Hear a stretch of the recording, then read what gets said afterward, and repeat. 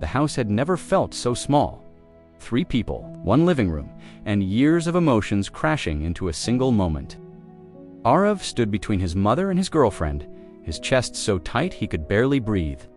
His mother, Mira, sat straight on the sofa, her dignity wrapped around her like armor. His girlfriend Ria stood by the door, hands shaking, but her eyes burned with the need to be seen, to be respected. This was the confrontation Arav had been dreading for months. "I'm not against you," Mira said, her voice like ice.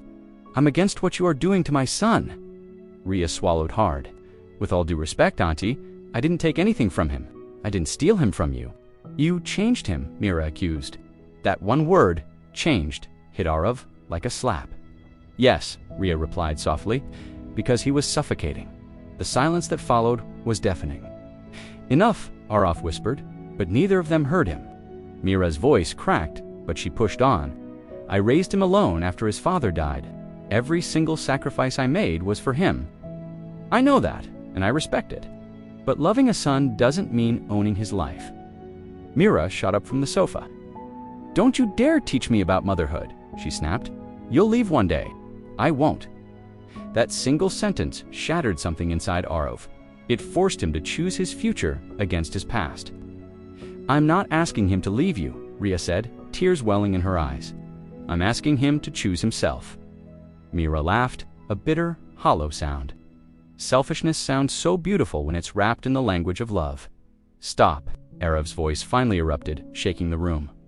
Both women froze, stunned into silence. "I can't do this," he choked out, running a hand through his hair. "Every time you two fight, it feels like I'm being torn in half." He looked at his mother, his voice thick with emotion. "You gave me everything." "I know. I live with that gratitude every single day." Then he turned to Ria. "And you taught me that gratitude shouldn't feel like a cage." Mira's eyes filled with tears. "You think I want to cage you?" she whispered. I don't want to be replaced." That word, replaced, broke Arav completely. "No one could ever replace you," he said, his own voice breaking. "But why does loving someone else have to feel like a betrayal to you?" Ria took a step back. "I never wanted to stand against you," she said to Mira. "I only ever wanted to stand beside him." For the first time, Mira truly looked at her, not as a threat, not as competition, but as another woman fighting her own fears. "And what about me?" Mira asked softly. "Where do I stand?" Arav's knees gave out. He sank to the floor, right there, in the middle of the room, like a child who had finally run out of strength. "I'm tired," he said, his voice barely a whisper. "I'm so tired of proving my love by choosing sides." Tears streamed down his face. "I wake up every morning afraid of disappointing you," he said to his mother. "And I go to sleep every night afraid of losing her."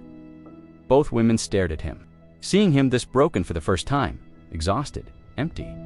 "I don't want to be a battlefield," Arav whispered. "I just want to be a son and a partner." A heavy silence wrapped the room.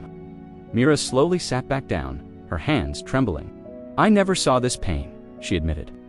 "I thought I was protecting you." Ria wiped her own tears. "And I thought I was freeing him." In that moment, both were right, and both were wrong. Mira looked from Arav to Ria. "I'm scared," she confessed. "Scared of being alone." Ria nodded, her voice quiet. "So am I." Arav looked up. For the first time, he wasn't standing between them. They were standing with him. That night, nothing was magically fixed. There was no dramatic apology, no happy ending. But there was honesty. And sometimes, honesty is the first crack of light in the darkness. Because when a mother and a lover fight over a man, they often forget he isn't a prize to be won. He is a person. And when he finally breaks, it's not because he loved one of them licit, it's because he loved everyone else more than he loved himself. If this story resonated with you, let me know in the comments. Thanks for watching.